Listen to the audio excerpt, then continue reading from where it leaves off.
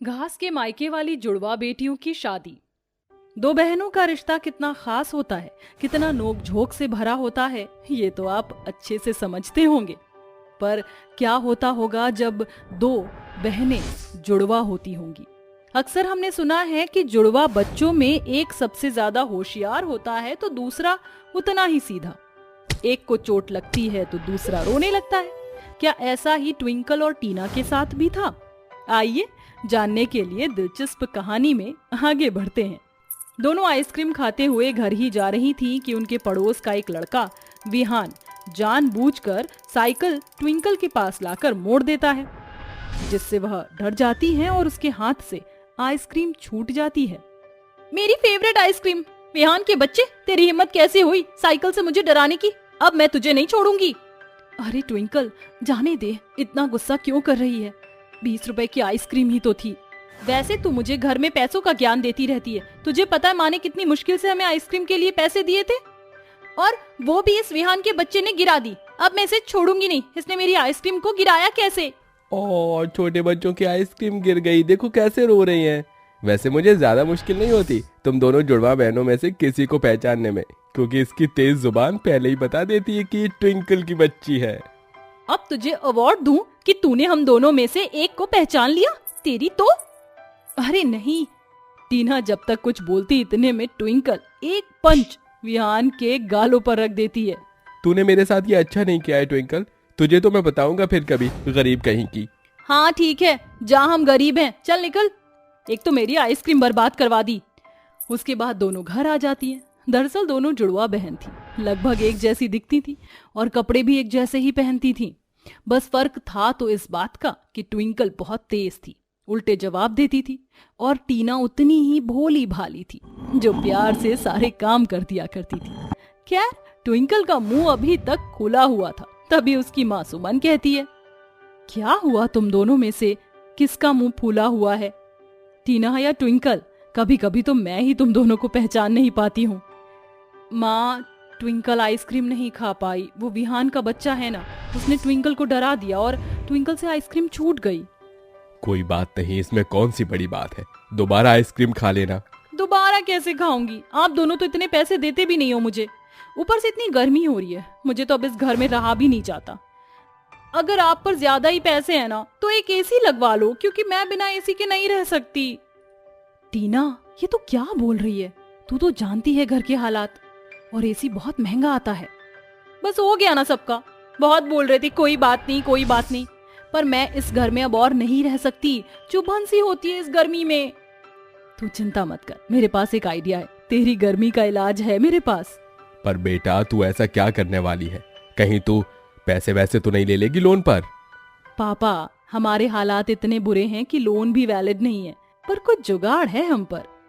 इतना कहकर टीना घर के सामने के मैदान से छोटे छोटे घास को मिट्टी के सहित थोड़ा बहुत उठाकर ले आती है और एक सीढ़ी के द्वारा अपने घर के छत पर घास लगा देती है। बल्कि 6-7 घंटे की मेहनत के बाद वह अकेले एक ऐसे घास का घर तैयार करती है जो दिखने में बेहद सुंदर था। अरे वाह, तूने तो इन छोटी छोटी घास से पूरा घर ही बना दिया। पर इसका फायदा क्या है? आप एक बार सब अंदर जाकर देखिए और पंखा चला दीजिए, देखना कितनी ठंडक मिलेगी।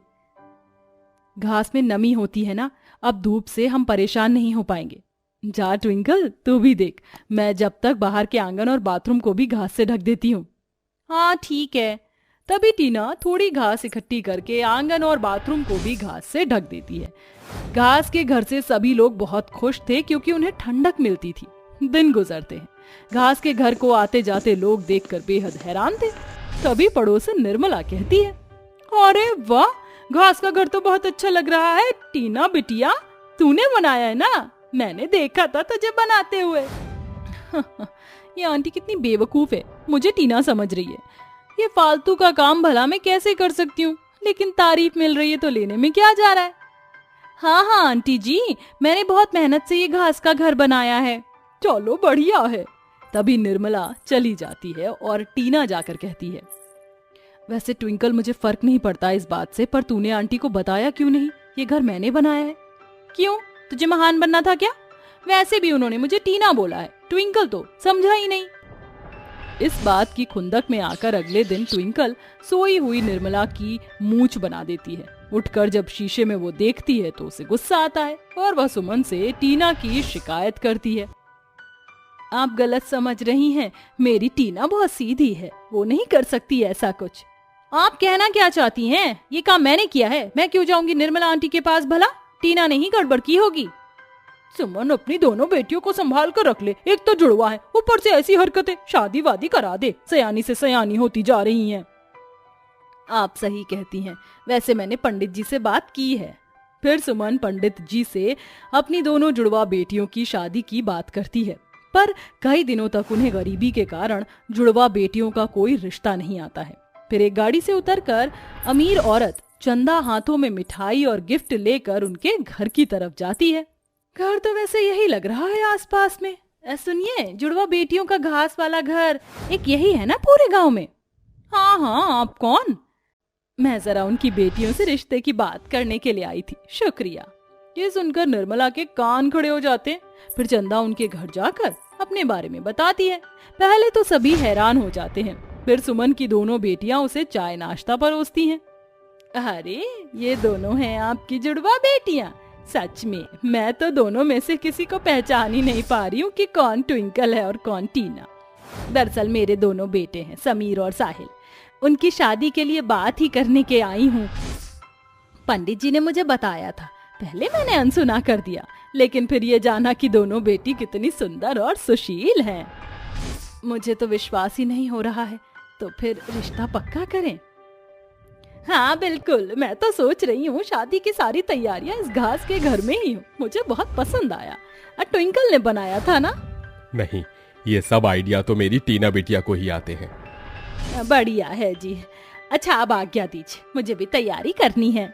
फिर दोनों ही परिवार की तरफ शादी की तैयारी शुरू हो जाती है। घर में पैसों की कमी पूरी करने के लिए एक बार फिर टीना छोटी छोटी घास को इकट्ठा करके उनके टोकरी बर्तन बना लेती है, जिन्हें बेचकर उसे काफी पैसे मिल जाते हैं। फिर हल्दी और मेहंदी की तैयारी शुरू हो जाती है। अरे सुमन, तेरे घर का एड्रेस चाहिए, कैसे बताऊं? शकरगंज में एक ही घास वाला घर है, उधर आ जाए।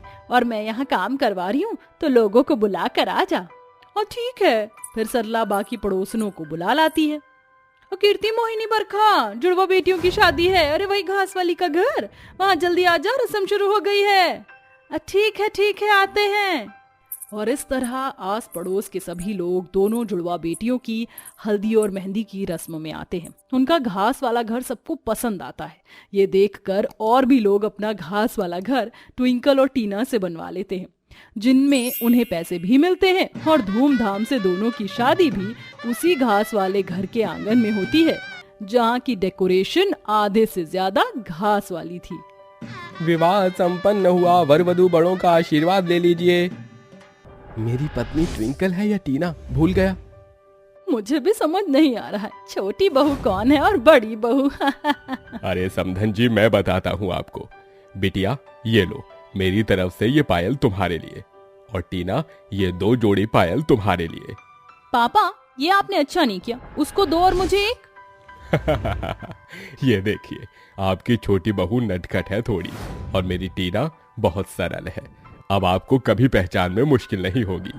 पापा, ये अच्छा एग्जाम्पल नहीं था, इसीलिए अब से मैं भी टीना की तरह मेहनत करूंगी। इस तरह हंसी खुशी के साथ दोनों जुड़वा बेटियों की विदाई हो जाती है। वहीं कामचोर ट्विंकल भी अपने ससुराल की जिम्मेदारी समझकर अपनी बहन का साथ निभाती है। तारा यार, तुम्हारा ब्रेकफास्ट बना कि नहीं, और कितना टाइम लगेगा? मम्मी जल्दी करो, मेरी स्कूल बस आने वाली है। बस नाश्ता रेडी है, ला रही हूँ निशु। ये लो निशु, जल्दी से ये चोकोस खा लो, और ये तुम्हारा स्कूल टिफिन। और राजेश, ये तुम्हारा ब्रेकफास्ट। निशु झट से टिफिन खोलता है तो उसमें सैंडविच देखकर चिढ़कर कहता है, फिर से सैंडविच? क्या मम्मी, कभी तो कुछ अलग दे दिया करो। रोज रोज स्कूल टिफिन में सैंडविच खाकर मैं बोर हो गया हूँ। और थोड़ा तरस अपने बेचारे पति पर भी खा लो। तारा, ये रोज रोज ब्रेकफास्ट में ब्रेड बटर खा खाकर मैं पूरी तरह से पक चुका हूँ। पति और बेटे की फरमाइश सुनकर तारा चिढ़कर गुस्से में बोलती है, what do you mean Rajesh, तुम कहना क्या चाहते हो? तुम मेरे बनाए ब्रेकफास्ट में नुक्स निकाल रहे हो? मेरी क्या मजाल जो मैं तुम्हारी बनाई खाने में कमी निकालूं। मैं तो बस ये कह रहा था कि कभी कभार देसी घी वाले आलू के पराठे बना लिया करो। अगर राशन का हड़ताल पड़ गया है तो बताओ। बताओ ना बेबी, मैं हूं ना राशन भरवाने के लिए। राजेश, तुम ना सुबह सुबह ये आलू के पराठे बनाने की फरमाइश देकर मुझे फ्रस्ट्रेट मत करो। मुझे पल्लवी के घर किटी पार्टी के लिए जाना है।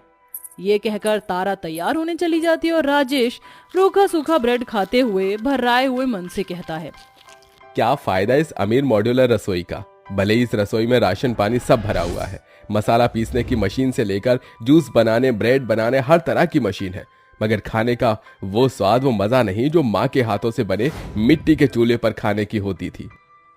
तो फिर चलिए ना डैडी, मुझे भी वो स्वादिष्ट वाला खाना टेस्ट करना है। निशु की इस ख्वाहिश को देखते हुए राजेश गांव जाने का मन बनाता है। थोड़े ही दिनों में निशु के स्कूल से गर्मियों की छुट्टियां पड़ जाती हैं। तारा, तुम अपना और निशु का सामान पैक कर लो, कल हम गांव जा रहे हैं। मगर राजेश, हम छुट्टियों में कहीं और भी तो जा सकते हैं, फिर तुम्हारे गांव ही क्यों? राजेश अपने रिश्ते को टूटता हुआ नहीं देखना चाहता था, इसलिए वो प्यार से तारा को समझाता है। तारा, निशु का गांव जाने का बहुत मन है और वहां जाकर शहर की धूल मिट्टी से गांव की ताजी हवा मिलेगी। थोड़े दिनों की ही तो बात है। ठीक है, फिर मैं सफर के लिए कटलेट और वेजिटेबल सैंडविचेस बना लेती हूँ। ये कहकर तारा किचन में आकर फटाफट से फ्रिज खोलती है, जो फल, juice, bread, cold drink, pastry से भरा हुआ होता है। यार, ये सैंडविच के लिए सब्जी काटने में अच्छा खासा टाइम लग जाएगा, चॉपर यूज करती हूँ। तारा चॉपर से कुछ ही मिनट में सब्जी काट कर सैंडविच बना देती है। अब इस सैंडविच को माइक्रोवेव में रख देती हूँ। इस तरह अपनी मॉड्यूलर किचन में भरे सुख सुविधाओं के कारण तारा खाना बना लेती है। थैंक यू मेरी प्यारी रसोई, तुम नहीं होते तो न जाने मेरा क्या होता। अच्छा हुआ जो मेरी रसोई में ड्रॉर शेल्फ दोनों हैं, इसलिए राशन और मसाले के डिब्बों को धूल मिट्टी तो नहीं खानी पड़ेगी। फिर तारा राजेश और निशु के साथ गांव आ जाती है, जहां पुरानी सी साड़ी पहने, सर पर घूंघट लिए बिंदिया मिट्टी के चूल्हे पर खाना बना रही होती है। सब्जी तो छौंक दी, अब जल्दी से मसाला पीस लेवत है। फिर बिंदिया खुश मिजाजी से सिलबट्टे पर मसाला पीसने लगती है। तभी तारा अपने शहरी होने पर इतराती हुई बिंदिया की बेइज्जती करती है। अरे रे रे, ये क्या बिंदिया, आज भी तुम इस पत्थर के सिलबट्टे पर ही मसाला पीस रही हो? जमाना इतना आगे बढ़ चुका है, मगर मेरी देसी देवरानी की जिंदगी अभी भी इस मिट्टी के चूल्हे के चारों तरफ ही नाच रही है। मगर जेठानी जी, मैं अपनी इस रसोई में बहुत खुश हूँ, आइए बैठिए। बिंदिया का जवाब शहरी घमंडी बहू का मुंह बंद कर देती है, जिसके बाद बिंदिया आंगन में खटिया बिछा देती है। नमस्ते चाची। बिंदिया, ये मेरा बेटा निशु है। ये आपका बिटवा है जेठ जी, कितना बड़ा हो गया है। चाची, मुझे बहुत जोरों की भूख लगी है, खाना दे दो। खाना बनने में तो थोड़ा टाइम लगेगा बिटवा, मगर हम तुमको कुछ अलग खिलाते हैं। ये बोलकर बिंदिया माखन बनाने लगती है और ढेर सारा माखन एक कटोरी में निशु को खाने को देती है। ये लो बिटवा। ये क्या है चाची? इका माखन कहते हैं बिटवा, ये लड्डू गोपाल को बहुते भाता है, खाकर देखो। निशु जैसे ही बिंदिया का बनाया माखन खाता है तो उसका चेहरा खुशी से खिल जाता है। वाह चाची, ये माखन तो कितना यम्मी है, और दो ना। ये देखकर तारा चिढ़कर निशु से माखन की कटोरी छीनते हुए कहती है, बस निशु, अब तुम ये नहीं खाओगे। तारा, कम से कम यहाँ तो निशु को खाने पीने दो, क्यों रोक टोक कर रही हो? क्योंकि मैं नहीं चाहती कि मेरा बेटा मेरी 2 कौड़ी की देसी देवरानी का बनाया हुआ ये गंदा सा माखन खाए, पता नहीं किस गंदे दूध से बनाया होगा। तारा की कही गई बात उसकी सास रमा को बहुत बुरी लगती है और फिर, हाँ हाँ मेरी शहरी बहू, वो तो मेरे पोते का शरीर देखकर ही पता लग गया कितना अच्छे से ध्यान रखती है तू उसका शहर में, तभी तो कैसे हड्डियों का ढांचा लग रहा है। कौनो बात नहीं सासू जी, जेठानी जी, ये माखन हमने अपनी देसी गाय के दूध से बनाया है, इसे खाकर निशु की भूख भी मिट जाएगी और ताकत भी मिलेगी। थोड़ी देर में खाने का समय हो जाता है। बिंदिया अपने ससुराल वालों के साथ साथ अपनी शहरी जेठानी और उसके परिवार को भी खाना परोसती है, जिसमें दाल, चावल, सलाद, अचार, चटनी, सब्जी सब कुछ होता है। उस दिन राजेश पेट भर कर खाना खाता है। सच कहता हूँ माँ, बिंदिया बिल्कुल तुम्हारे जैसा खाना बनाती है, एकदम तुम्हारे हाथों का स्वाद आ रहा है। और तो और मिर्च मसालों के मामले में भी एकदम तुम्हारे जैसा नपा तुला हाथ है। ये चने की दाल खाए तो जमाना हो गए थे। अपने गांव की देवरानी के बने खाने की तारीफ अपने पति के मुंह से सुनकर तारा अंदर ही अंदर जलने भुनने लगती है। हाय रे मेरा पति इतना दल बदलू निकलेगा, मैंने तो सोचा भी नहीं था। मेरी देवरानी ने ये देहातियों वाला खाना क्या खिला दिया, ये बंदा इसी गंवार के गुण गाए जा रहा है। नाश पीटा कहीं का। इसी तरह से तारा को अब गांव आए कई दिन हो जाते हैं। तभी एक दिन सुबह सुबह तारा बिंदिया को आंगन में ही चूल्हे की राख से बर्तन मांजते देखती है। ये अच्छा मौका है इस गंवार की बेइज्जती करने का। अरे ओ मेरी बॉडम देवरानी, ये क्या कर रही हो तुम? क्या हुआ? अब मैंने क्या कर दिया जेठानी जी? मतलब तुमने तो कंजूसी की हद ही मचा रखी है। 5-10 रुपए बचाने के चक्कर में एक बर्तन धोने का साबुन भी नहीं खरीद सकती। हाय री मेरा ससुराल, मतलब इस घर में इतनी गरीबी छा गई जो गोबर के उपलों की राख से बर्तन मांजे जा रहे हैं। छी छी छी छी। और इस तरह से ठन्नी चवन्नी पर सर खपाने की क्या जरूरत है? इतनी कंजूसी तो कंगले भी नहीं करते। मगर तुम ठहरी गरीब घर की बेटी, और शादी के बाद ससुराल भी गरीब मिल गया। जानती हो मेरी रसोई कितनी बड़ी है? लाखों रुपया लगाकर बनवाई है मैंने अपनी मॉड्यूलर रसोई, जिसमें फ्रिज, माइक्रोवेव, मिक्सर, ग्राइंडर सब कुछ है। एक बटन दबाते ही मसाला पिस जाता है, पानी ठंडा हो जाता है। इसलिए ना तो मुझे तुम्हारी तरह सिलबट्टे पर मसाला घिसना पड़ता है और ना ही मिट्टी का चूल्हा फूकना पड़ता है। वैसे इतने गरीब घर की बहू बनकर तुम भी फंसी गई हो। अपने शहरी घमंडी जेठानी को ये सब कहता हुआ बिंदिया से सुना नहीं जाता और वो बोल पड़ती है। बस कीजिए जेठानी जी, बस कीजिए। इस घर की बहू बनने को मैं अपनी खुशकिस्मती समझती हूँ। आपके लिए पैसा अच्छा, घर अच्छा, बड़ी रसोई ही सब कुछ है। मगर जिस तरह से घर परिवार से बनता है वैसे ही घर की रसोई घर की लक्ष्मी, घर की बहू बनाती है। और जिसके बनाए खाने को खाकर परिवार को संतुष्टि मिले, उनका पेट भर सके, उनकी भूख मिट सके, वही एक रसोई की गृहिणी का कर्तव्य है। फिर चाहे मुझ जैसी गांव की बहू की छोटी सी रसोई हो या फिर आपकी शहरी बड़ी रसोई।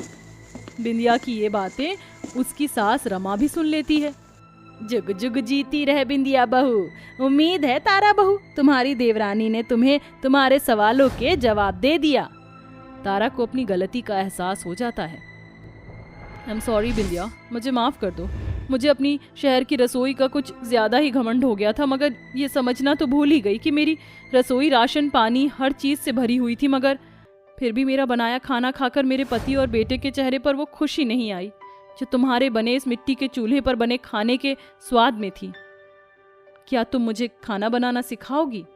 ये सुनकर गांव की बहू भर्राई आंखों से कहती है, हाँ जेठानी जी जरूर, मगर एक शर्त पर। क्या आपको मैं जीजी कहकर बुला सकती हूँ? हाँ बिंदिया जरूर। चलो अच्छा है, आखिरकार मेरी बिन भेजे वाली बीवी के भेजे में ये बात घुस ही गई।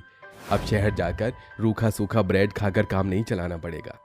इस तरह से दोनों बहुओं के बीच बटी देसी और शहरी रसोई का कलेश खत्म हो जाता है, जिसके बाद शहरी बहू अपनी गांव की देसी देवरानी से खाना बनाना सीख जाती है और शहर लौटकर राजेश और निशु के लिए भी हर रोज बढ़िया बढ़िया खाना बनाकर उन्हें खिलाती है।